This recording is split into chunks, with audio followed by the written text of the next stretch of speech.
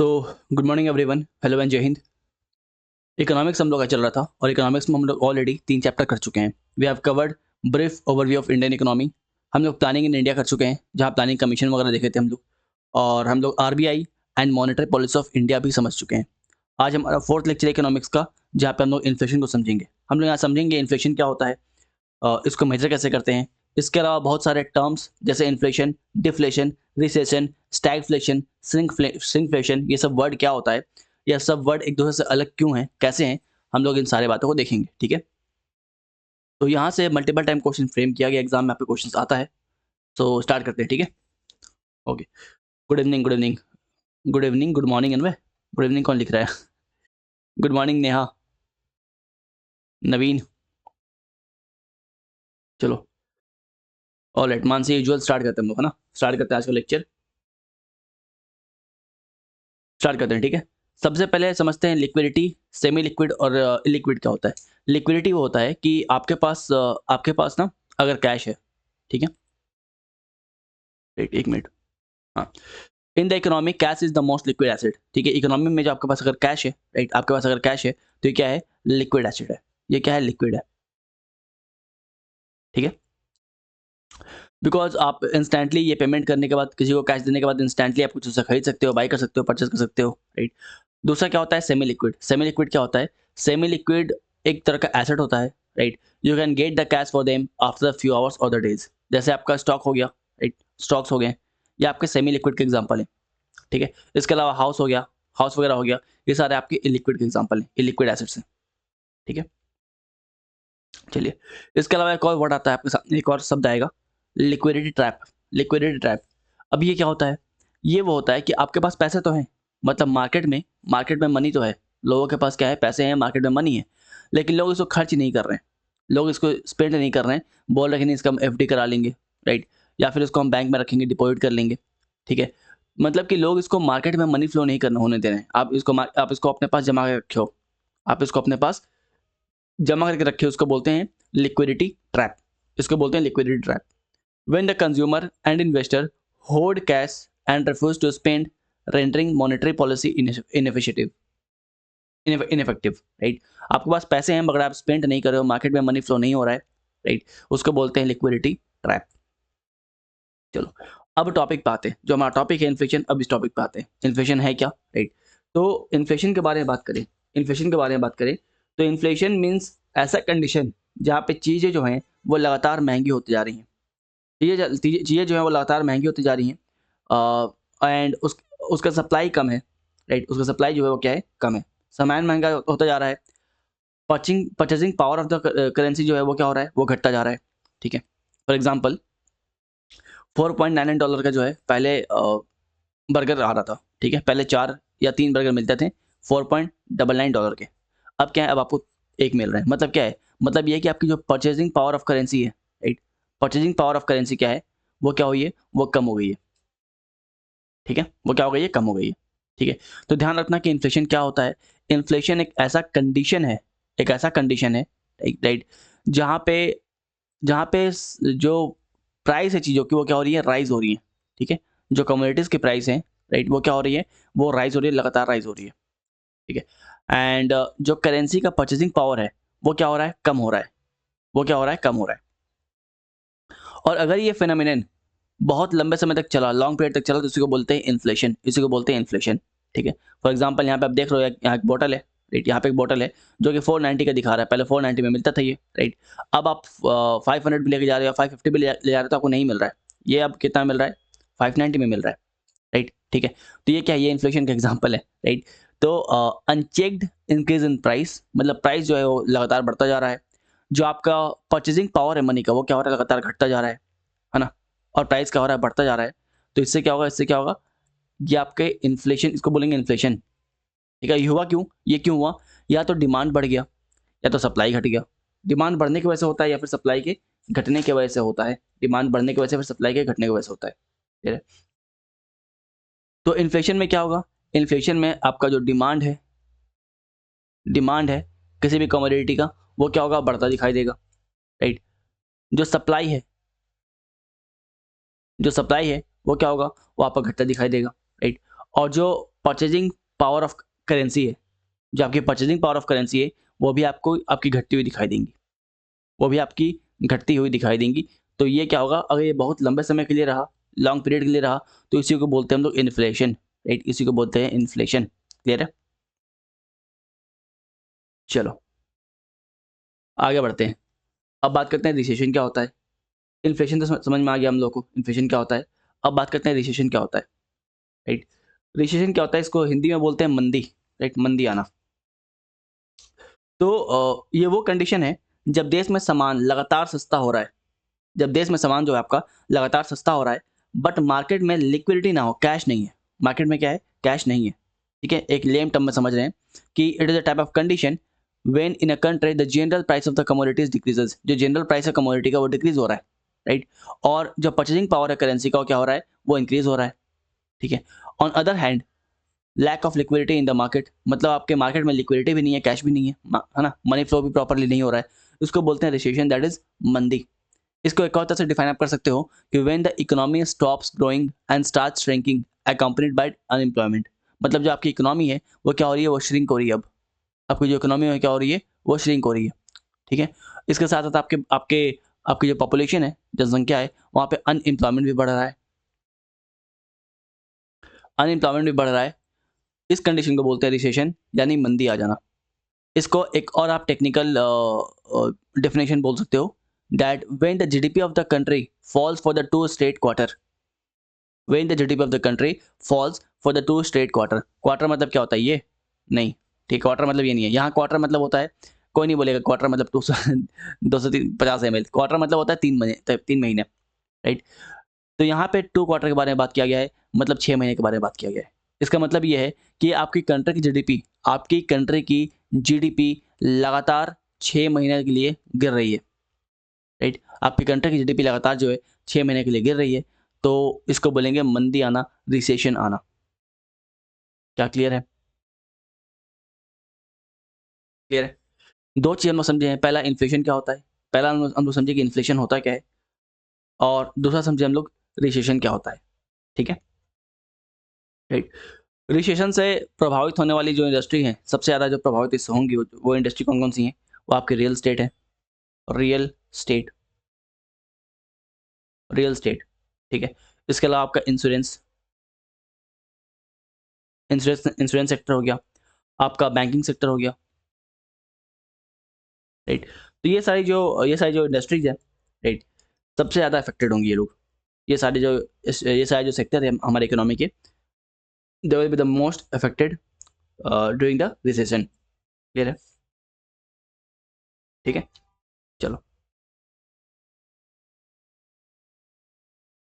आगे बात करते हैं हम लोग डिफ्लेशन के बारे में। आगे बात करते हैं हम लोग डिफ्लेशन के बारे में। डिफ्लेशन क्या होता है? It is the condition in which overall price of the commodity decreases. यहाँ पे क्या होता है, ओवरऑल प्राइस क्या हो रहा है, डिक्रीज हो रहा है। ओवरऑल प्राइस क्या हो रहा है, कमोडिटी का डिक्रीज हो रहा है। And the high rise in the purchasing power of the currency, मतलब परचेजिंग पावर जो करेंसी है, purchasing power of the currency जो है वो बढ़ रहा है। ठीक है। मतलब कि अगर आपको 1 kg प्याज जो है, राइट, वो अगर पहले 60 में मिल रहा था, मतलब 60 में आपको 1 kg प्याज मिल रहा था, तो आपको 60 में जो है 2 kg प्याज मिल रहा है। 60 में क्या है, आपको 2 kg प्याज मिल रहा है। समझ में आ रहा है? इसका मतलब ये है कि आपका जो परचेजिंग पावर है करेंसी का, वो क्या हो रहा है, बढ़ रहा है। वो क्या हो रहा है, बढ़ रहा है। ठीक है, राइट। तो it is the condition it is a condition in which overall price of the commodity decreases. Overall जो प्राइस होता है कमोडिटी का क्या होता है, वो डिक्रीज हो रहा होता है। Purchasing power of the currency जो है इंक्रीज हो रहा होता है, राइट। इसी को बोलते हैं हम लोग डिफ्लेशन, या इसको हम लोग नेगेटिव इन्फ्लेशन भी बोल सकते हो, इसको आप लोग नेगेटिव इन्फ्लेशन भी बोल सकते हो। ठीक है, ये डिफ्लेशन का ऑपोजिट होता है। और when the inflation falls below 0%, अगर इन्फ्लेशन जो है ये 0% गिर जाए, 0% जो है गिरना स्टार्ट कर जाए, क्रैश करना स्टार्ट कर जाए, इसको बोलते हैं डिफ्लेशन। और यहाँ पे परचेजिंग पावर होता है क्या, वो बढ़ जाता है। परचेजिंग पावर जो है बढ़ जाता है। यहाँ पे एक कन्फ्यूजन आपको हो सकता है कि सर रिसेशन में भी तो आप मोर और लेस सेम चीज़ बताए हो, और डिफ्लेशन में भी सेम चीज़ बताए हो, तो दोनों में अंतर क्या है भैया, दोनों में अंतर क्या हुआ, राइट। तो दोनों का अंतर आप यहाँ पे समझो। यहाँ पे रिसेशन दिया गया है और यहाँ पे डिफ्लेशन दिया गया है। ठीक है। यहाँ पे पहले बात करते हैं डेफिनेशन के बारे में। तो रिसेशन क्या होता है, रिसेशन के बारे में बात करें हम लोग, तो it refers to the noticeable decline in the economic activity. In a span of 2 consecutive quarter, ठीक है, 2 कंसेक्यूटिव क्वार्टर मतलब 6 महीने तक लगातार जो है आपकी जो इकोनॉमी है वो गिरते जा रही है। 6 महीने तक लगातार आपकी इकोनॉमी जो है वो क्या हो रही है, गिरते जा रही है, राइट? ठीक है, तो वो होगा आपका रिसेशन, वो आपका क्या होगा, रिसेशन होगा। रिसेशन बताते वक्त आपको हम बताए थे कि किस एरिया पे इसका प्रभाव पड़ेगा, राइट? रिसेशन जब आएगा तो आपका आईटी, आपका जो रियल एस्टेट हो गया, बैंकिंग इंडस्ट्री हो गया, इंश्योरेंस इंडस्ट्री हो गया, they will be the most affected. लेकिन अब बात करते हैं डिफ्लेशन के बारे में। डिफ्लेशन के बारे में बात करें तो it refers to a situation where consumer price and assets fall over time. मतलब यहाँ पे कंप्लीटली आपका जो कंज्यूमर प्राइस है, ठीक है, वो कंप्लीटली हर जगह गिर रहा है, हर जगह वो गिर रहा है, ठीक है। It is measured by the gross domestic product in the country. मतलब ये हम लोग किस जो रिसेशन है, जो मंदी है, हम लोग कब बोलते हैं मंदी आ गया, जब दो कंसेक्यूटिव कंसेक्यूटिव 2 क्वार्टर तक आपका जीडीपी गिरने लग जाए। मतलब जब जीडीपी भी गिर रहा है, लगातार 6 महीने तक जीडीपी गिर रहा है, तो उसको बोलते हैं हम लोग रिसेशन, उसको बोलते हैं रिसेशन। मतलब इसको हम लोग कैसे मेजर करते हैं, इसको मेजर करते हैं जीडीपी के पर्सपेक्टिव से, कि जीडीपी लगातार गिर रही है, आपकी कंट्री की जीडीपी जो है लगातार 2 क्वार्टर तक गिर गई, मतलब 6 महीने तक गिर गई, मतलब रिसेशन आ गया। और डिफ्लेशन में क्या हुआ, डिफ्लेशन में हमको जीडीपी से लेना देना नहीं है, जो हमारा कंज्यूमर प्राइस इंडेक्स है, राइट, उस पे हम लोग मेजर करेंगे। मतलब कि कुछ चीज़ अगर आपको मान लो 50 रुपए में 6 पीस मिल रही थी, राइट, अब वो 50 रुपए में 8 पीस मिल रही है ना? आप कंज्यूमर हो ना, आप कंज्यूमर हो, आप कंज्यूम कर रहे हो, राइट? तो पहले आपको कम मिल रहा था सामान, अब ज़्यादा मिल रहा है, राइट? तो हम लोग इस स्केल पे देखते हैं, ठीक है? डिफ्लेशन को हम लोग क्या करते हैं, क्या कंज्यूम हम लोग कर रहे हैं, उसका दाम क्या बढ़ा, क्या घटा, राइट? हम लोग इस स्केल पे मेजर करेंगे, उसको बोलेंगे डिफ्लेशन, और ये पूरे मार्केट में आता है। रिसेशन के बारे में बात करते हैं तो ये जीडीपी के बारे में बात करता है, it talks about the GDP, ठीक है, राइट? चलो, तो क्या दोनों का डिफरेंस क्लियर है आपको? क्या दोनों का डिफरेंस क्लियर है? रिसेशन और डिफ्लेशन का डिफरेंस क्लियर है? यहाँ पे हम लोग बात किए इन्फ्लेशन के बारे में, इन्फ्लेशन क्या होता है। हम लोग बात किए रिसेशन के बारे में कि रिसेशन क्या होता है। हम लोग बात किए डिफ्लेशन के बारे में, डिफ्लेशन क्या होता है। एंड वी हैव अंडरस्टूड कि डिफ्लेशन और रिसेशन, इन दोनों में फ़र्क क्या है, इन दोनों में फ़र्क क्या है। Moving on to the next term that is reflation. अब बात करते हैं हम लोग रिफ्लेशन के बारे में, ठीक है। तो it is the policy that aims to increase the economic activity and inflation after the period of economic decline, ठीक है। उसको हम लोग क्या बोलते हैं, रिफ्लेशन बोलते हैं, राइट। मतलब यहाँ पे क्या हो रहा है, यहाँ पे क्या हो रहा है, यहाँ पे एक इकोनॉमिक डिक्लाइन के बाद, यहाँ पे एक इकोनॉमिक डिक्लाइन के बाद आप देख रहे हो इन्फ्लेशन वापस आ रहा है, ठीक है। यहाँ पे इकोनॉमिक डिक्लाइन के बाद देख रहे हो इन्फ्लेशन जो है वापस आ रहा है, क्लियर है। तो इसको ऐसे समझो कि रिफ्लेशन जो है ना, रिफ्लेशन जो है, ये भी बोल सकते हो कि एक आर्टिफिशियल प्रोसेस है। सपोज एक कंट्री में रिसेशन आ गया, सपोज एक कंट्री में क्या हुआ, रिसेशन आ गया, मंदी आ गया, ठीक है। एंड काफ़ी टाइम तक कंट्री में जो है ये मंदी रहा, राइट। मार्केट में जो है जो कैश है, कैश फ्लो है, राइट, जो आपका परचेजिंग पावर ऑफ करेंसी है, वो क्या हुआ, वो आपका बढ़ने लग गया, है ना? ठीक है। तो यहाँ पे क्या होगा, यहाँ पे इन्फ्लेशन को जानबूझ कर लाया जाएगा, यहाँ पर जानबूझ कर इन्फ्लेशन को लाया जाएगा, ताकि ये जो पीरियड है रिसेशन वाला या फिर इकोनॉमिक डिक्लाइन वाला, जहाँ पे आपकी इकोनॉमिक डिक्लाइन हो रही है, वो पीरियड खत्म हो जाए, वो पीरियड क्या हो जाए, वो खत्म हो जाए। इसको बोलते हैं रिफ्लेशन, रिफ्लेशन, ठीक है। आप ये भी बोल सकते हो कि रिसेशन के बाद, रिसेशन के आने के बाद हम लोग जो इकोनॉमिक एक्सपेंशन करना स्टार्ट करते हैं, उसको बोलते हैं इन्फ्लेशन, ठीक है, क्लियर है।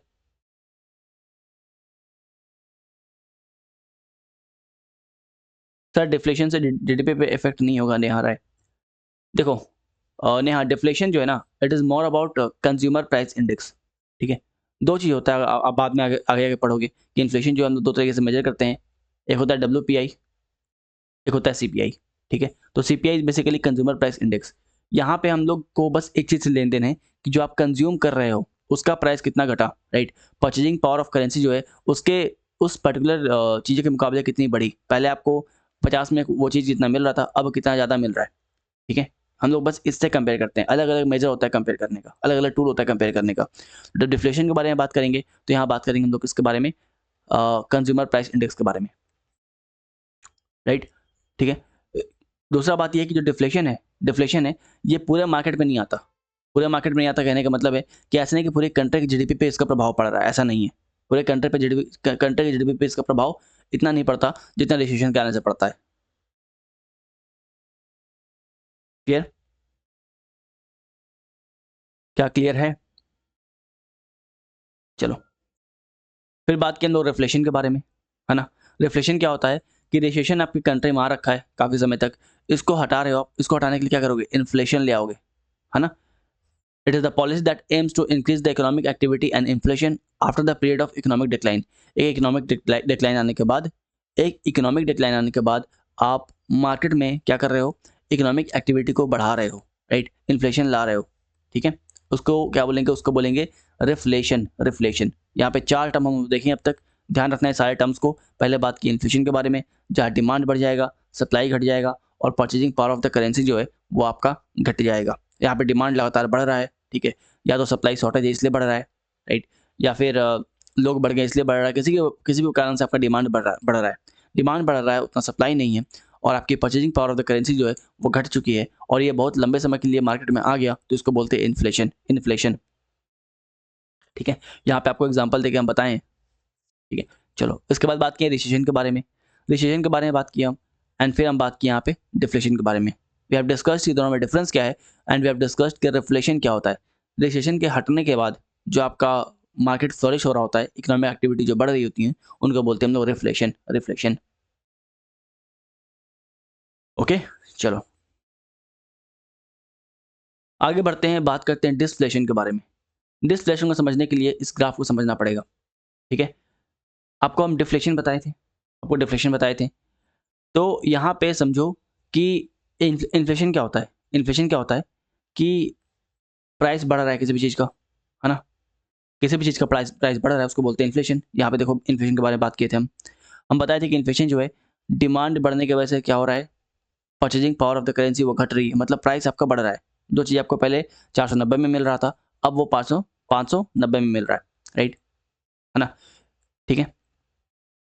फिर बात की थी डिफ्लेशन के बारे में, और डिफ्लेशन को बताते वक्त हम एक्सप्लेन किए थे कि डिफ्लेशन जो है ये क्या होता है, जब इन्फ्लेशन आपके 0% के नीचे जाए, जब भी आपका इन्फ्लेशन 0% के नीचे आना स्टार्ट होगा उसको बोलेंगे डिफ्लेशन। और इस बात को समझने के लिए आप इस ग्राफ को देखो, यहाँ पे क्या है, ये आपको जीरो दिखाई दे रहा है, है ना, ये, राइट, ये मान लो आपका इन्फ्लेशन है, ये जीरो आपको लाइन दिखाई दे रहा है, यह मान लो आपका इन्फ्लेशन है, ठीक है। चलिए, तो यहाँ पे क्या हो रहा है, यहाँ पे देखो स्टार्टिंग में क्या है, आपका इन्फ्लेशन हो रहा है, राइट, देख रहे हो ग्राफ ऊपर जा रहा है, मतलब क्या हो रहा है, महंगाई बढ़ रहा है, इन्फ्लेशन आ रहा है मार्केट में क्या हो रहा है, इन्फ्लेशन आ रहा है।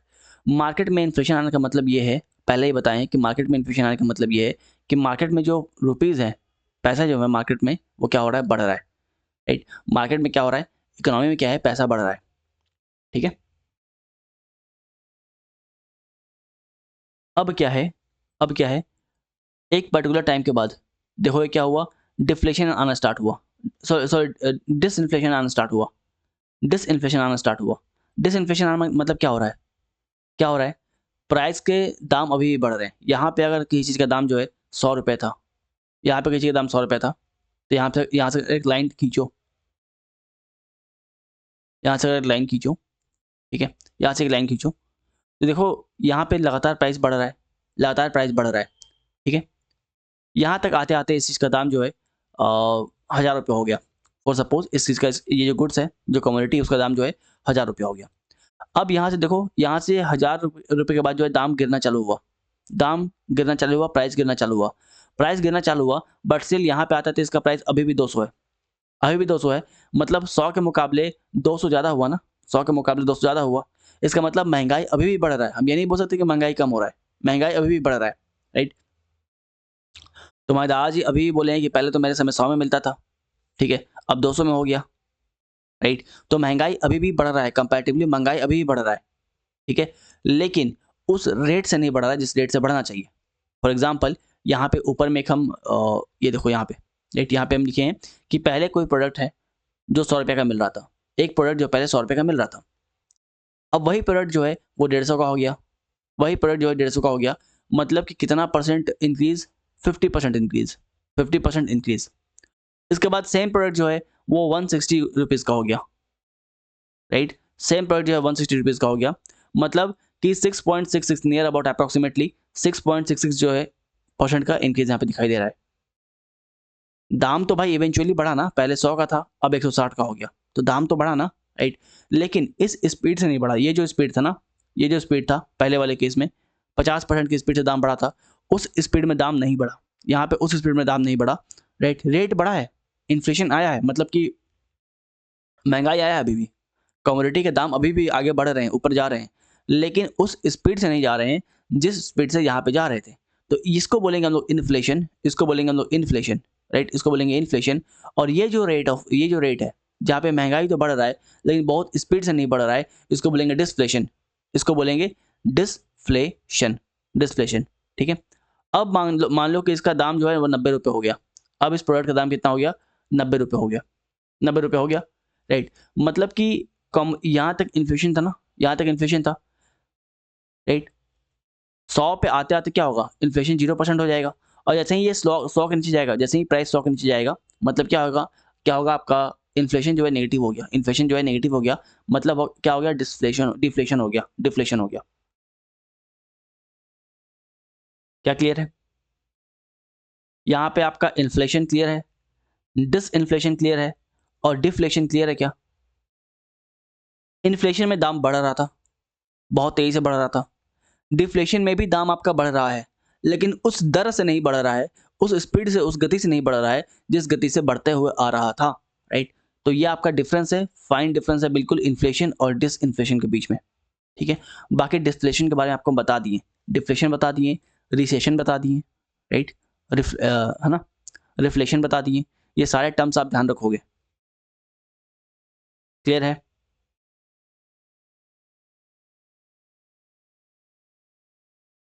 चलो आगे बढ़ते हैं, अब बात करते हैं स्टैगफ्लेशन के बारे में। एक और टर्म स्टैगफ्लेशन, स्टैगफ्लेशन क्या होता है? स्टैगफ्लेशन वो समय होता है जब इकोनॉमी में इन्फ्लेशन तो आएगा, इकोनॉमी में क्या होगा, इन्फ्लेशन तो होगा, लेकिन इस इन्फ्लेशन के साथ साथ दो चीज़ और होगा, पहला अनएम्प्लॉयमेंट मतलब बेरोजगारी, और दूसरा आपका इकोनॉमिक ग्रोथ कम हो रहा है। अगर ये तीनों साथ में आ रहा है, राइट, अगर किसी इकोनॉमी में ये तीनों साथ में है तो उसको बोलते हैं स्टैगफ्लेशन। अगर ये तीनों किसी इकोनॉमी में साथ में है तो क्या बोलते हैं, स्टैगफ्लेशन, राइट। तो ये एक ऐसा कंडीशन है, स्टैगफ्लेशन ऐसा कंडीशन है जहाँ पे इन्फ्लेशन तो हो रहा है, अनएम्प्लॉयमेंट जो है वो भी बढ़ रहा है आपका, और जो इकोनॉमिक ग्रोथ है कंट्री का वो क्या हो रहा है, घट रहा है, इकोनॉमिक ग्रोथ जो क्या है कंट्री का, घट रहा है, ठीक है, राइट। अच्छा, इकोनॉमिक ग्रोथ घट रहा है मतलब क्या हो रहा है, इकोनॉमिक ग्रोथ घट रहा है मतलब क्या हो रहा है, रिसेशन आया हुआ है मार्केट में, मार्केट में क्या हुआ है, रिसेशन आया हुआ है। आपको बताए थे हम कि रिसेशन में क्या होगा, आपका इकोनॉमिक ग्रोथ जो है कंट्री का क्या होता है, घटता है, ठीक है। यहाँ पे देखो रिसेशन में क्या होता है, जो जीडीपी है वो क्या होती है, घट रही होती है, जीडीपी क्या हो रही है, घट रही होती है ना, जीडीपी क्या हो रही है आपकी, घट रही होती है, राइट। तो आप कह सकते हो कि स्टैगफ्लेशन में क्या हो रहा है, आपका इन्फ्लेशन आया हुआ है, इन्फ्लेशन जो है वो आया हुआ है, अनएम्प्लॉयमेंट जो है वो भी आया हुआ है, राइट, और आपका जो रिसेशन है, रिसेशन जो है वो भी आया हुआ है, मतलब कि आपका जो इकोनॉमी ग्रोथ है, जो इकोनॉमिक ग्रोथ है वो क्या हो रही है, वो घट रही है, क्लियर है क्या? इसको बोलते हैं स्टैगफ्लेशन, इसको बोलते हैं स्टैगफ्लेशन, ठीक है। चलिए आगे बात करते हैं, अब बात करते हैं मेन टाइप ऑफ इन्फ्लेशन के बारे में। अब तक हम लोग समझे इन्फ्लेशन क्या है ना, कैसे बढ़ता है कैसे घटता है समझे हम लोग। अब बात करते हैं मेन टाइप ऑफ इन्फ्लेशन में। टोटल जो है 4 तरह के इन्फ्लेशन है, टोटल 4 तरह के इन्फ्लेशन है, बहुत ही सिंपल है, ठीक है। इकोनॉमिक्स जो है वो काफ़ी बहुत बहुत बहुत बहुत सरल सब्जेक्ट है, ठीक है। देखो यहाँ पे 4 तरह के इन्फ्लेशन है। पहला आपका है क्रीपिंग या फिर माइल्ड इन्फ्लेशन, क्रीपिंग या फिर माइल्ड इन्फ्लेशन। यहाँ पे बहुत धीरे धीरे, ठीक है, देख रहे हो, बहुत स्लोली क्या होता है, आपका इन्फ्लेशन बढ़ रहा होता है, मतलब कि प्राइस जो है कमोडिटी का वो 3% के हिसाब से पर ईयर जो है, हर साल 3% के हिसाब से जो है, या फिर 3% के कम, 3% के कम मतलब 2.5 2.9, राइट, है ना। तो 3% या 3% कम हिसाब से अगर आपका इन्फ्लेशन आ रहा है तो उसको बोलते हैं माइल्ड या फिर क्रीपिंग इन्फ्लेशन। ठीक है, अगर इन्फ्लेशन जो है वो आपका 3% है, 3% है या फिर लेस देन 3% है, लेस देन 3% है, तो इसको क्या बोलेंगे, इसको बोलेंगे हम लोग क्रीपिंग या फिर माइल्ड इन्फ्लेशन, क्रीपिंग या फिर माइल्ड इन्फ्लेशन। ठीक है, राइट। एकदम क्रीपिंग मतलब क्या होता है, रेंगना, तो एकदम रेंग रेंग के जो है महंगाई आगे बढ़ रहा है। आगे बात करते हैं वॉकिंग इन्फ्लेशन के बारे में। वॉकिंग इन्फ्लेशन के बारे में बात करते हैं, राइट। तो यहाँ पे जो आपका प्राइस है वो 3 से लेके 10% पर ईयर बढ़ रहा है। ठीक है, यहाँ पे जो आपका इन्फ्लेशन है वो 3% से लेके 10% पर साल, प्रति साल जो है बढ़ रहा है। ये आपका क्या है, वॉकिंग इन्फ्लेशन। ठीक है, इसके बाद बात करते हैं galloping inflation. Fourth one is your, ये आपका सेकंड नंबर था। Third one is your galloping inflation. Third one is your galloping inflation. Galloping inflation में क्या होता है, गैलोपिंग इन्फ्लेशन में क्या होता है, जो आपका इन्फ्लेशन है वो 10% के दर से आगे बढ़ता है या फिर उससे ऊपर, 10% या 10% के ऊपर के रेट से जो है आगे बढ़ रहा होता है। ठीक है, वेट,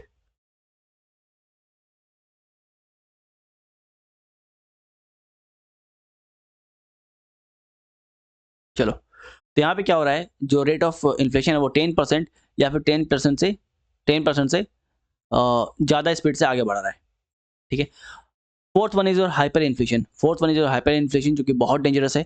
यहाँ पे क्या होता है, जो प्राइस राइज है वो बहुत तेजी से आगे बढ़ता है। ठीक है, 50%, 60%, 70%, 200%, 300% के हिसाब से जो प्राइस जो है वो प्रति माह बढ़ता है, प्रति ईयर नहीं, पर मंथ जो है बढ़ना स्टार्ट हुआ, उसको बोलते हैं hyper inflation, hyper inflation.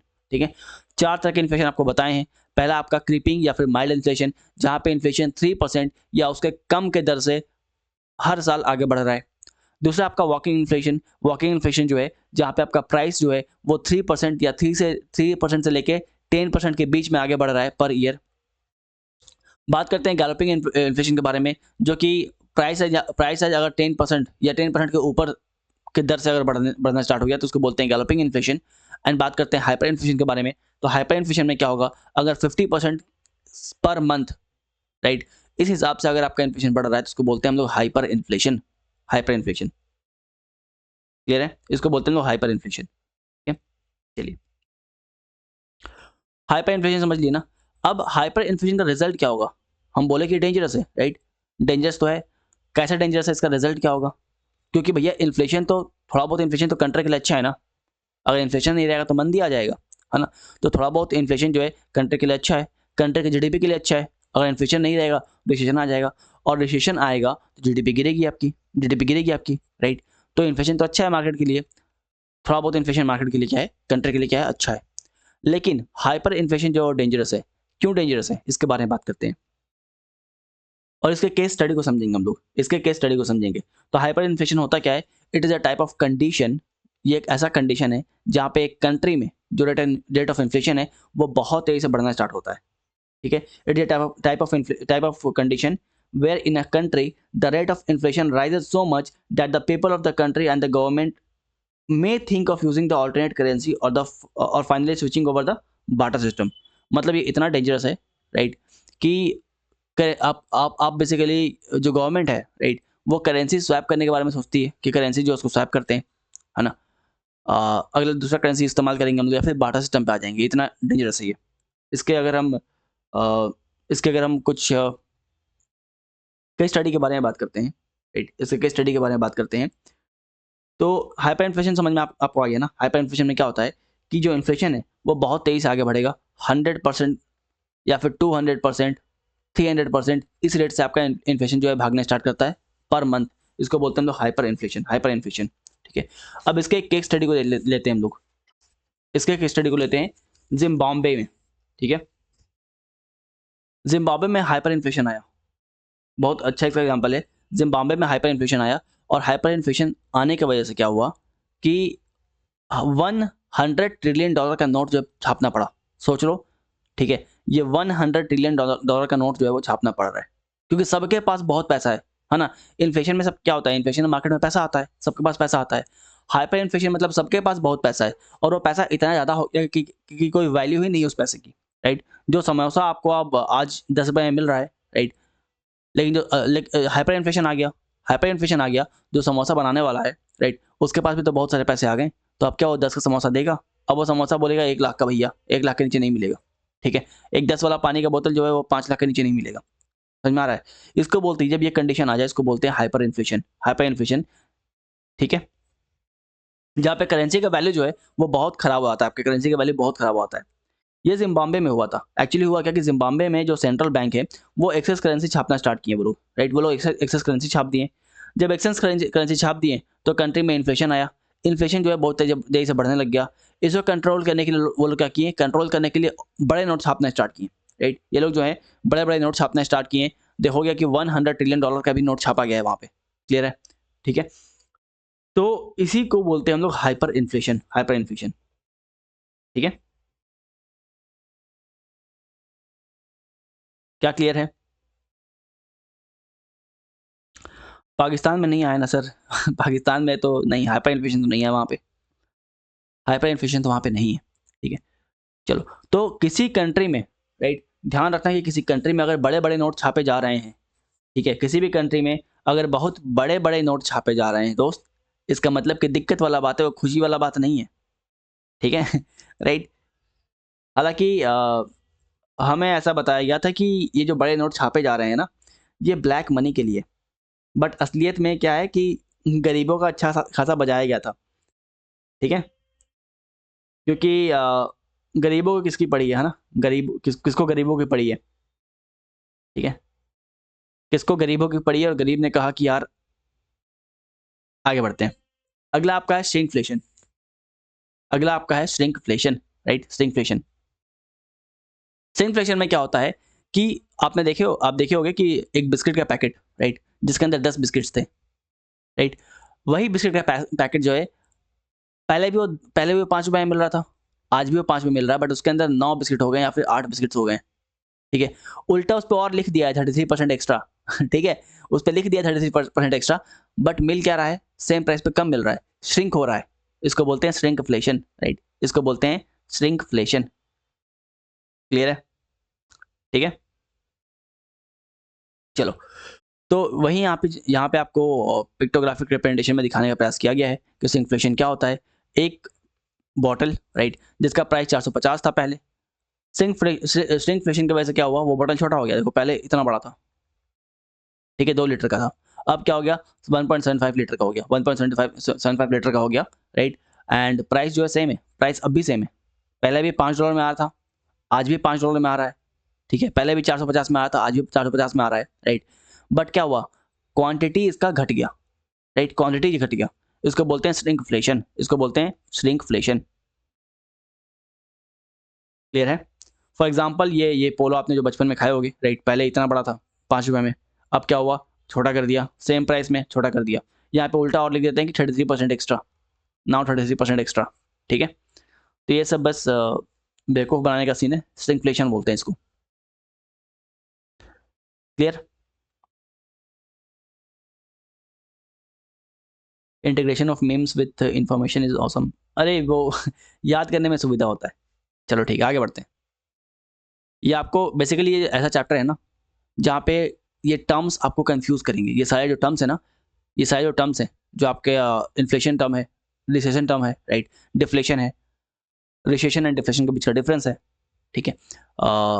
Disinflation है, स्टैगफ्लेशन है, राइट? इसके अलावा आपका हाइपर इन्फ्लेशन है। ये सब टर्म्स आपको बाद में परेशान करेंगे, इसीलिए ये सारे जो हैं बनाए गए हैं ताकि ये हाल ना हो जाए, ठीक है? ये हाल ना हो जाए, मतलब कि कन्फ्यूजन ना हो जाए, राइट? चलो आगे बात करते हैं inflation and real interest rate के बारे में। Inflation and real interest rate के बारे में आपने सुना होगा कि यार एक काम करते हैं ना, मेरे पास 1 लाख रुपए हैं, राइट? मेरे पास 1 लाख रुपए हैं, राइट? इसको क्या करते हैं, एफडी में, इसका एफडी करा लेते हैं। इसका एफडी करा लेते हैं बैंक के पास, ये पड़ा रहेगा, क्योंकि बैंक हमारी जो है ना, वो 4% इंटरेस्ट दे रही है, राइट? बैंक एफडी पे क्या कर रही है, 4% इंटरेस्ट दे रही है 2 साल के लिए, ठीक है? तो इसको हम लोग एफडी करा लेते हैं, रख लेते हैं। रख लिया आप, ठीक है, खुशी खुशी रख लिए। लेकिन क्या हुआ, ये 2 साल में इन्फ्लेशन बढ़ गया, 2 साल में क्या हुआ, इन्फ्लेशन बढ़ के 4% हो गया, 2 साल में इन्फ्लेशन बढ़ के 4% हो गया, ठीक है। या फिर मान लो कि 2 साल में इन्फ्लेशन बढ़ के 4.1% हो गया या 4.2% हो गया, तो आपका फ़ायदा हुआ या नुकसान हुआ? आपका अल्टीमेटली नुकसान हुआ। आपका अल्टीमेटली क्या हुआ? नुकसान हुआ, राइट? तो यहाँ पे inflation and real interest rate का के बारे में बताया गया है, राइट? ठीक है, तो real interest rate is the interest rate after accounting the inflation, clear है? ठीक है। आपने देखा होगा कि पहले आपका सैलरी मान लो 30,000 रुपए था, ठीक है? पहले मान लो सैलरी आपका 30,000 रुपए था, राइट? एंड बाद में आप देख रहे हो कि कुछ समय के बाद, राइट, आप क्या किए, आप एफडी करना चालू किए, राइट? आपके एफडी में कुछ सेविंग्स की आप, और सेविंग्स करने के बाद आपके एफडी में कितना है, 50,000 रुपए, 50,000 रुपए, ठीक है? 2 साल के बाद, 2 साल के बाद, 2 साल के बाद क्या किया आप, एक दुकान में गए, किसी अच्छी दुकान में जूता वगैरह खरीदने, राइट? वहाँ पे एक शू का दाम है 50,000 रुपए, वहाँ पे एक शू का दाम है 50,000 रुपए, होता है। बहुत सारे जूते जूते के प्राइस जो है 50-60,000, 1 लाख 2 लाख तक पहुँच जाते हैं, राइट?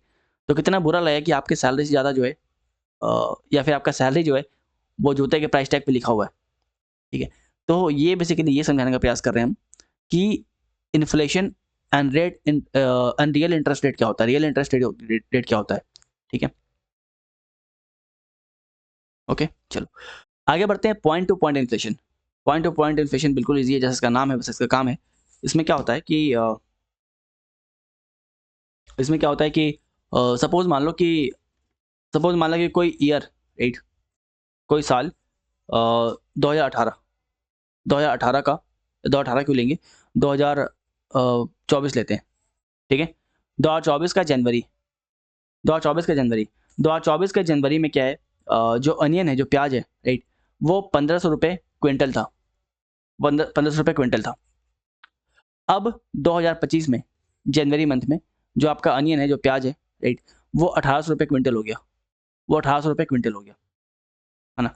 मतलब same commodity in same time, same commodity, यहाँ पे अनियन के बारे में बात हो रहा है, अनियन के बारे में बात हो रहा है, ठीक है? मतलब same commodity in same time, ठीक है? इनमें डिफरेंट टाइम डिफरेंस कितना होगा, मतलब सेम कमोडिटी, मतलब यहाँ भी प्याज है, यहाँ भी प्याज है, टाइम सेम, मतलब उस साल का भी जनवरी और इस साल का भी जनवरी, राइट? ये अलग है, राइट? जनवरी पिछले साल का और जनवरी इस साल का, कितना प्राइस भागा है, राइट? 3%, 300 जो यहाँ पे प्राइस जो है डिफरेंस आपको दिखाई दे रहा है पर क्विंटल, राइट? तो ये क्या होता है, पॉइंट टू पॉइंट इन्फ्लेशन, इसको बोलते हैं point to point inflation, point to point inflation, दे रहा है, ठीक है? So it is used to measure the rate of inflation in a country, कि rate of inflation, point to point inflation जो है कितना बढ़ा है कंट्री में, ठीक है? By comparing the previous year price for the same commodity, right? ले रहे, चलो, ये पहले वीकली बेसिस पे था, ये पॉइंट टू पॉइंट इन्फ्लेशन जो है ना, पहले वीकली बेसिस पे कैलकुलेट होता था, अब जो है मंथली बेसिस पे कैलकुलेट करना स्टार्ट कर दिया गया है, क्लियर?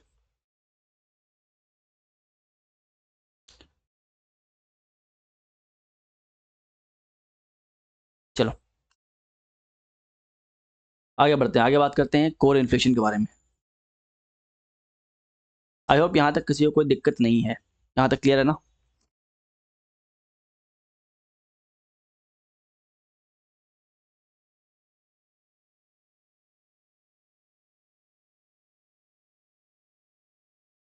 चलो, तो अब आगे बात करते हैं कोर इन्फ्लेशन के बारे में। कोर इन्फ्लेशन में क्या होता है, कोर इन्फ्लेशन में क्या होता है, यहाँ भी हम लोग इन्फ्लेशन मेजर कर रहे होते हैं, यहाँ भी हम लोग क्या करते हैं, इन्फ्लेशन मेजर करते हैं, लेकिन इसमें से जो आपके फूड आइटम्स हैं, राइट, जो आपकी प्राइमरी चीज़ें हैं, जो प्राइमरी आर्टिकल्स हैं, जो फूड्स हैं, उसको ऐड नहीं करते हैं, यहाँ पे फूड और प्राइमरी आर्टिकल्स को इंक्लूड नहीं करते हैं, ठीक है? कोर इन्फ्लेशन बेसिकली इन्फ्लेशन जो है वो मेजर करने का एक तरीका है, लेकिन यहाँ पे हम क्या करते हैं, यहाँ पे हम लोग फूड और प्राइमरी आर्टिकल्स को इंक्लूड नहीं करते, मतलब it is used to measure the rate of inflation for the non food commodity, for the non food commodity, right? ठीक है, ध्यान रखना कि यहाँ पे हम लोग फूड और जो प्राइमरी प्राइमरी जो आपके आर्टिकल्स हैं, right, primary articles, primary articles, इसको हम लोग इंक्लूड नहीं करते हैं, इसको हम लोग इंक्लूड नहीं करते हैं। क्लियर है? चलो क्लियर है ना? बहुत सिंपल है। पहला हम लोग पढ़े, क्या पढ़े? पॉइंट टू पॉइंट इन्फ्लेशन, और दूसरा पढ़े हम लोग कोर इन्फ्लेशन, कोर इन्फ्लेशन। आगे बात करते हैं कॉस्ट पुश इन्फ्लेशन के बारे में, right. Moving on to the cost push inflation. अब ये क्या होता है? अभी क्या होता है कि कंट्री में मान लो कि इन्फ्लेशन आया हुआ है ना? कंट्री में क्या है? इन्फ्लेशन बढ़ गया। कंट्री में अगर इन्फ्लेशन बढ़ गया, कंट्री में इन्फ्लेशन बढ़ गया, तो मार्केट में पैसा कमेगा कि बढ़ेगा? बिल्कुल बढ़ेगा। मार्केट में क्या होगा? पैसा बढ़ेगा, क्योंकि इन्फ्लेशन आ गया। मतलब क्या है? सबके जेब में पैसा आ गया। सबके जेब में पैसा आ गया, तो जो लोग बोलते थे कि हम पहले 2 रुपये का सामान देंगे, अब बोलते हैं हम 3 का देंगे, क्योंकि पैसा तो मेरे पास भी है, तुम्हारे पास नहीं है केवल, राइट। ठीक है, तो ये होता है ना, मार्केट में पैसा आता है, लोगों के पास पैसे आते हैं। तो कंट्री में क्या है? इन्फ्लेशन है। इन्फ्लेशन है मतलब ये है कि मार्केट में जो मनी फ्लो है वो प्रॉपर जा रहा है ना? अब क्योंकि मार्केट में लिक्विडिटी है, मतलब कि कैश फ्लो कर रहा है, मनी फ्लो कर रहा है, ठीक है। तो यहाँ पे क्या होगा? जब लिक्विडिटी है, कैश फ्लो है, तो डिमांड बढ़ेगा ना। आपके पास पैसा होगा तो आपको खुजली होगा, चलो कुछ खरीद के ले आते हैं, है ना? बैठे बैठे क्या करे, करना है कुछ काम, है, चलते हैं बाजार लेके प्रभु का नाम, ठीक है। आप मार्केट निकल जाओगे। आप मार्केट निकलोगे, क्या होगा? डिमांड बढ़ेगा, राइट। डिमांड बढ़ेगा। जब डिमांड बढ़ेगा तो प्रोडक्शन कैपेसिटी को बढ़ाना पड़ेगा।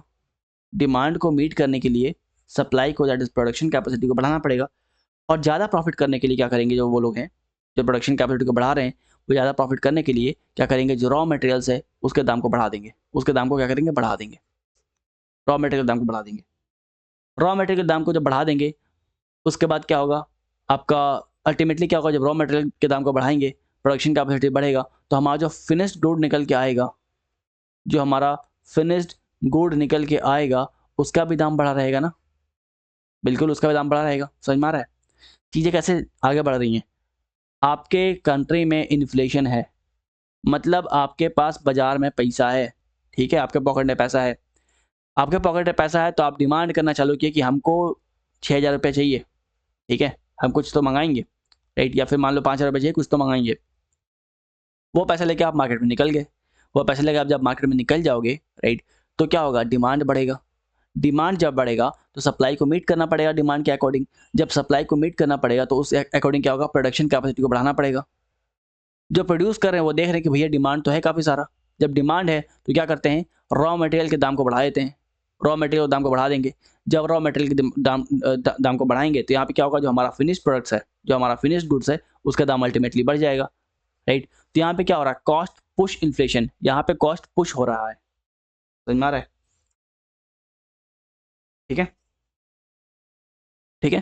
तो यहाँ पे क्या होता है? इन्फ्लेशन होता है। इन्फ्लेशन होने की वजह से जो लिक्विडिटी है, राइट, जो कैश फ्लो, जो मनी सप्लाई है मार्केट में बढ़ा होता है। इसके वजह से आपका डिमांड बढ़ता है। डिमांड की वजह से आपका प्रोडक्शन बढ़ता है, राइट। प्रोडक्शन की वजह से आपका जो है फिनिश्ड गुड्स जो है वो बढ़ता है, बिकॉज रॉ मटेरियल का दाम बढ़ेगा। और इसके वजह से जो आपका क्या बोलते हैं फिनिश्ड गुड का दाम बढ़ेगा, उसको बोलते हैं हम लोग कॉस्ट पुश इन्फ्लेशन। कॉस्ट को पुश किया गया है यहाँ पे।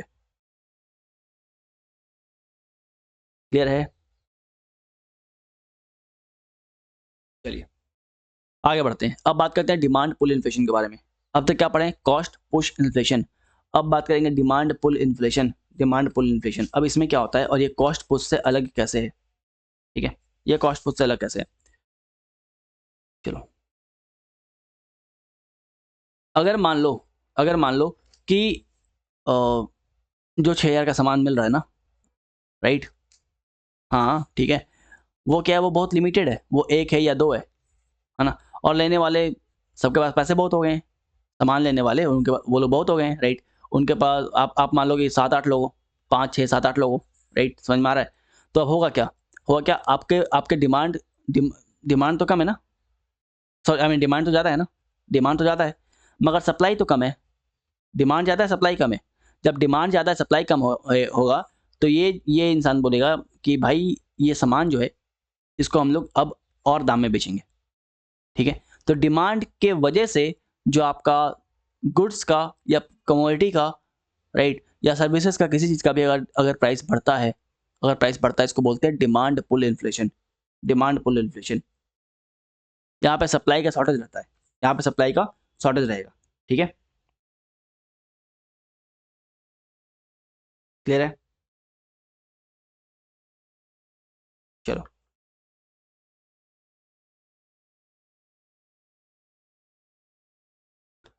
आई होप यहाँ तक किसी को कोई दिक्कत नहीं है ना? आगे बढ़े। यहाँ पे आपको क्लियरली समझ में आ गया होगा कि what are the causes of inflation. Inflation के मेन कारण क्या है? पहला कारण क्या है? Demand pull inflation. पहला कारण क्या है? Demand pull. पहला कारण क्या है? Demand pull, right. दूसरा क्या किया है? Cost push. Cost push, right. और तीसरा क्या है? Excess money supply. मार्केट में जो है रुपया बहुत है, पैसा बहुत है। ठीक है, समझ में आ रहा है? मार्केट में क्या है? पैसे वैसे बहुत है, मनी फ्लो जो है मार्केट में काफी अच्छा खासा हो रहा है। क्लियर है? तो इसके वजह से क्या होगा? Ultimately it will give rise to the inflation. इसके वजह से क्या होगा? आपका इन्फ्लेशन होगा। क्लियर है? अब ये इन्फ्लेशन अच्छा होता है बुरा होता है, बताना जरा। अब ये इन्फ्लेशन जो है अच्छा होता है या बुरा होता है? ये बताओ कि इन्फ्लेशन जो है वो अच्छा है या बुरा है? क्या इन्फ्लेशन होना चाहिए? किसी कंट्री में इन्फ्लेशन होना चाहिए? तो बिल्कुल होना चाहिए, इन्फ्लेशन बिल्कुल होना चाहिए। अगर कभी सोचे हो कि एक काम करते हैं, आरबीआई जो है ना, राइट, आरबीआई जो है उससे बोलते हैं कि भैया आपके पास नोट छापने की मशीन है, एक काम करो नोट छापना चालू करो और नोट छाप के सबको बांट दो। सबको बांट दोगे तो जो इंसान पहले कुछ सामान नहीं खरीद पा रहा था वो सामान खरीद पाएगा, राइट। जो इंसान पहले राइट, मान लो टमाटर का दाम बढ़ गया, 200 रुपये हो गए, 200 रुपये हो गए। अब ये इंसान जो टमाटर नहीं खरीद पा रहा है ना, ये टमाटर नहीं खरीद पा रहा है, कुछ तो बोल रहा है टमाटर के बारे में बट खरीद नहीं पा रहा है, राइट। तो आप सोचिए कि काम करते हैं, नोट छापना तो आप अपने हाथ में नोट छाप के सबको दे देते हैं, इससे क्या होगा? ये गरीब भी खा पाएगा, है ना। लेकिन क्या होगा? अल्टीमेटली अल्टीमेटली आपका इन्फ्लेशन बढ़ेगा, इससे इन्फ्लेशन और बढ़ेगा। ये जो टमाटर है जो 200 का था वो शायद 2000 का हो जाए, है ना। And it will ultimately lead to the hyper inflation. Hyper inflation, तो इन्फ्लेशन अच्छा है लेकिन अगर वो कंट्रोल्ड वे में रहे तो, अगर वो कंट्रोल्ड वे में रहे तो इन्फ्लेशन आपका अच्छा है। ठीक है, it is better than recession. मंदी आने से बेटर है कि आपका इन्फ्लेशन चलता रहे। तो अगर अब आपके घर में कोई बोले कि महंगाई बढ़ गया तो बोलना अच्छा है बढ़ गया, बहुत बहुत अच्छा है बढ़ गया। ठीक है, चलो आगे बात करते हैं इकोनॉमिक डिप्रेशन के बारे में। इकोनॉमिक डिप्रेशन क्या है? इकोनॉमिक डिप्रेशन जो है ये एक तरह का रिसेशन है, मंदी है। ये एक तरह का रिसेशन है, मंदी है। ठीक है, जहाँ पे कंट्री का जीडीपी जो है कोलैप्स कर रहा है, गिरता जा रहा है। ठीक है, इकोनॉमी जो है क्या है? गिर रहा है। अनएम्प्लॉयमेंट जो है बढ़ रहा है। ठीक है, राइट। तो economic depression is the prolonged period of economic decline. बहुत समय तक इकोनॉमी आपकी क्या रही है? डिक्लाइन हो रही है ना। जहाँ पे आपकी जीडीपी गिर रही है कंट्री की, आपके अनएम्प्लॉयमेंट रेट जो है बढ़ रहे हैं। ठीक है, गरीबी बढ़ रही है, लोग बेघर हो रहे हैं, उसको बोलते हैं हम लोग इकोनॉमिक डिप्रेशन। इकोनॉमिक डिप्रेशन, ठीक है। इकोनॉमिक डिप्रेशन यूएस में आया भी था, जिसको बोलते हैं द ग्रेट डिप्रेशन। यूएस में आया था, यूएसए में आया था 1929 से लेके 1941 तक। हालांकि हालांकि 1933 आते आते इसको थोड़ा बहुत संभाल लिया गया था, लेकिन कंप्लीटली इससे उभरने में 1941 लग गया था यूएस को। ठीक है, एंड ये वो पीरियड था जबकि यूएस में, जिस समय यूएस में जबरदस्त लोग सुसाइड किए थे। ठीक है, बहुत आत्महत्या किए गए थे लोग, बहुत सुसाइड हुआ था। क्राइम रेट जो वो भी काफी ज्यादा बढ़ चुका था। ठीक है, चलो आगे बात करते हैं। हम लोग इतना सारा पढ़ लिए कि इन्फ्लेशन क्या होता है, क्या कैसे हम लोग है ना, अच्छा होता है कैसे बुरा होता है, सब समझ लिए। अब इसको मेजर कैसे करेंगे? इन्फ्लेशन को मेजर कैसे करेंगे? इन्फ्लेशन को मेजर करने के लिए दो टूल है हमारे पास। ठीक है, अच्छा एक और चीज़ जान लेना, जैसे ये आपका इकोनॉमिक डिप्रेशन होता है ना, वैसे ही एक और चीज़ होता है डबल डिप्रेशन। ये होता है आपका double depression. Double depression, but यहाँ से क्वेश्चन कभी पूछेगा नहीं। डबल डिप्रेशन जो है यहाँ से क्वेश्चन कभी आएगा नहीं, बिकॉज ये कभी हुआ ही नहीं है। ये वो समय होता है जब आपकी कंट्री जो है इकोनॉमिक डिप्रेशन से उभरी नहीं है, उभर रही है, तब तक एक और डिप्रेशन आ गया, है ना। वो आपका होता है double depression. Double depression, right. आगे बढ़ते हैं, बात करते हैं मेजरमेंट ऑफ इन्फ्लेशन के बारे में। इन्फ्लेशन को मेजर कैसे करेंगे हम लोग? इन्फ्लेशन को मेजर करने के लिए दो टूल है। पहला WPI, that is wholesale price index, और दूसरा आपका CPI, that is consumer price index. ठीक है, होलसेल प्राइस इंडेक्स या फिर consumer price index. At the end of the explanation आप समझ जाओगे दोनों में से बेटर जो है कौन सा है। होलसेल प्राइस इंडेक्स के बारे में बात करें, होलसेल प्राइस इंडेक्स के बारे में बात करें तो इसको हेडलाइन ऑफ द इन्फ्लेशन भी बोलते हैं, हेडलाइन ऑफ द इन्फ्लेशन भी बोलते हैं, बिकॉज ये होलसेल मार्केट से एसोसिएटेड है। ठीक है, होता क्या है कि एक होलसेल मार्केट है, राइट, जहाँ पे चावल जो है वो शायद आपको 40 रुपये के जी मिल जाए, लेकिन होलसेल लोगे तब मिलेगा। अब ये होलसेल से जो आपका सामान है वो कहाँ जाएगा, रिटेलर्स के पास जाएगा, वो कहाँ जाएगा, रिटेलर्स के पास जाएगा। अब रिटेलर्स इस 40 वाले चावल को कितना में देंगे, इस 40 वाले चावल को कितना कितना में देंगे, 70 में देंगे, 70 में देंगे। इस रिटेलर से कहाँ जाएगा, डिस्ट्रीब्यूटर के पास जाएगा, डिस्ट्रीब्यूटर के पास जाएगा, जो कि इसको 80 में देगा। डिस्ट्रीब्यूटर इसको शॉपकीपर के पास, दुकानदार के पास कितना में बेचेगा, 90 में बेचेगा। और दुकानदार के पास आप जाओगे, ठीक है, तो आपका दिमाग खराब हो जाएगा, राइट, क्योंकि ये आपको चावल अब 100 में मिल रहा है, ये चावल आपको 100 में मिल रहा है। लेकिन दिक्कत ये है कि जो आपका होलसेल था, जहाँ पे यही चावल जो 100 का मिल रहा है, जो आप 100 का कंज्यूम कर रहे हो, जो कि 40 का था होलसेल मार्केट में, राइट, तो ये जितना भी महंगाई कैलकुलेट करने का तरीका है, राइट, महंगाई जो आपका इन्फ्लेशन जो है, महंगाई नहीं बोलेंगे, इन्फ्लेशन जो कैलकुलेट करने का तरीका है, ये 2 तरीके से होता है, डब्ल्यूपीआई और सीपीआई, डब्ल्यूपीआई और सीपीआई। तो आपको तो भैया 100 रुपये का पड़ रहा है ना, लेकिन कैलकुलेट किसके ऊपर होगा, कैलकुलेट होगा होलसेल प्राइस के ऊपर, होलसेल प्राइस के ऊपर। होलसेल प्राइस जो है वो 40 से घट के 30 पे आ जाए, आप पे कुछ खास प्रभाव नहीं पड़ेगा। वो 40 से बढ़ के 50 पे आ जाए, तब भी आप पे कुछ खास प्रभाव नहीं पड़ेगा। वो अल्टीमेटली 10-15 रुपये का ऊपर नीचे होगा, लेकिन आप अल्टीमेटली बहुत ज़्यादा पे कर रहे हो। 40 रुपये के लिए आप 40 रुपये का सामान जो है उसके लिए आप 100 रुपये पे कर रहे हो, राइट, ठीक है। अब नेता लोग जो भी भाषण देते हैं ना कि महंगाई मैंने कम कर दिया है, ठीक है, राइट, जो हेडलाइन में आता है, अखबार में आता है कि महंगाई इतने प्रतिशत से गिर गई है, तो ये बेसिकली होलसेल प्राइस इंडेक्स को देख के बोला जाता है, ठीक है, राइट।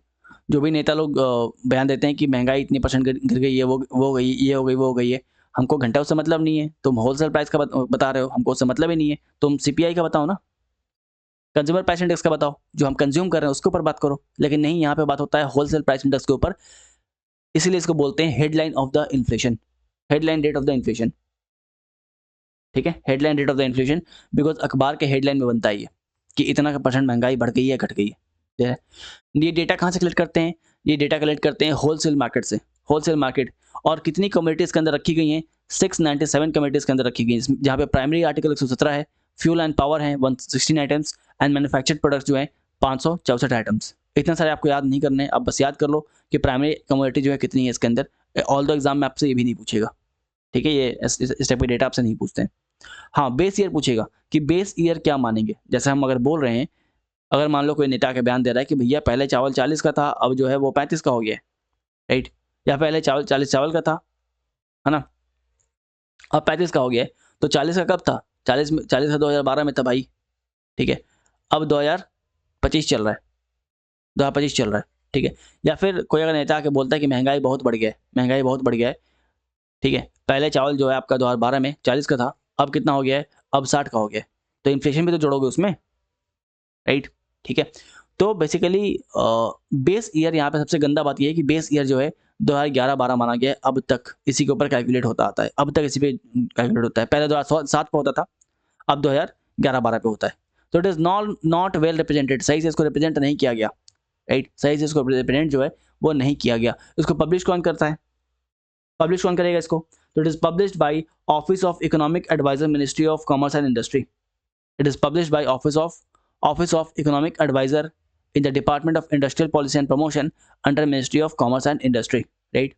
ठीक है, इसको रिलीज कौन करती हैं आपकी, office of economic adviser in the department of industrial and promotion, that is ministry of commerce and industry. समझ में आ रहा है, चलो आगे बात करते हैं। अब बात करेंगे हम लोग कंज्यूमर प्राइस इंडेक्स के बारे में। कंज्यूमर प्राइस इंडेक्स मतलब कि भाई आपके पास वो प्रोडक्ट कितने में आ रहा है। जो चावल होलसेल में 40 का था, वो आपके पास अल्टीमेटली 100 में आया ना, अल्टीमेटली 100 में आया। तो आपको जो भी डेटा प्रोवाइड करना है, जो भी डेटा कलेक्ट करना है, जो भी डेटा पब्लिश करना है, आप इसके ऊपर करो। और इसके ऊपर जब करोगे तो उसको बोलेंगे कंज्यूमर प्राइस इंडेक्स, इसको बोलेंगे कंज्यूमर प्राइस इंडेक्स, ठीक है। चलो यहाँ WP वाई वाला वेट करना जरा,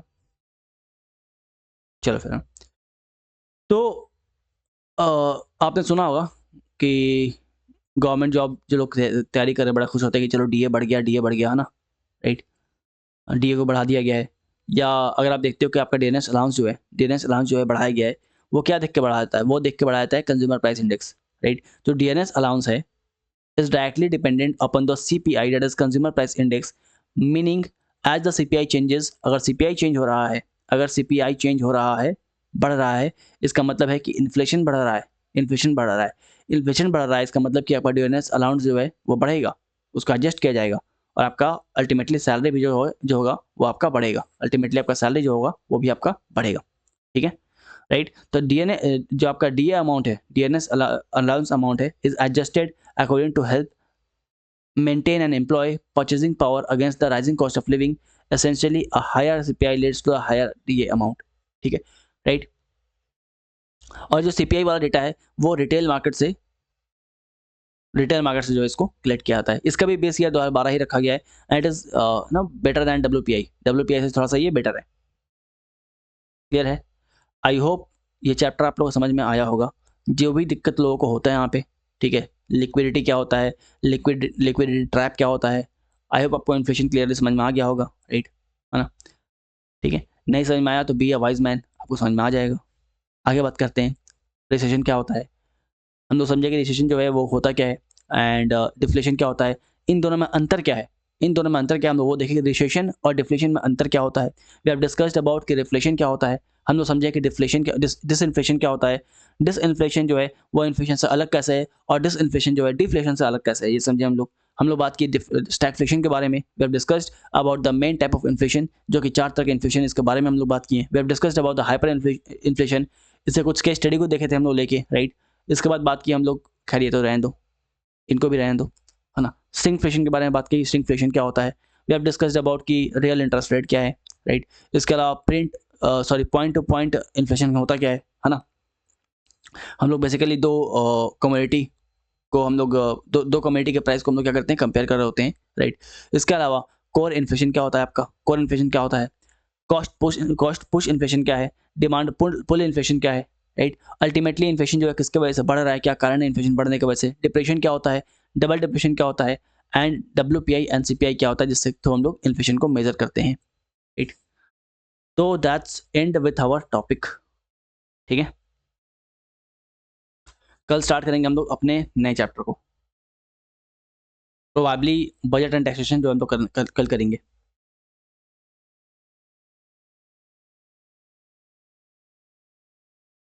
किसी को कोई दिक्कत है बताओ।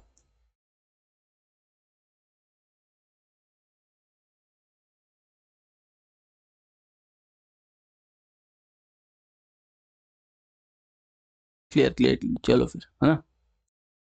चलो फिर आज के लिए सफिशिएंट है। साइनिंग ऑफ, सागर तिवारी।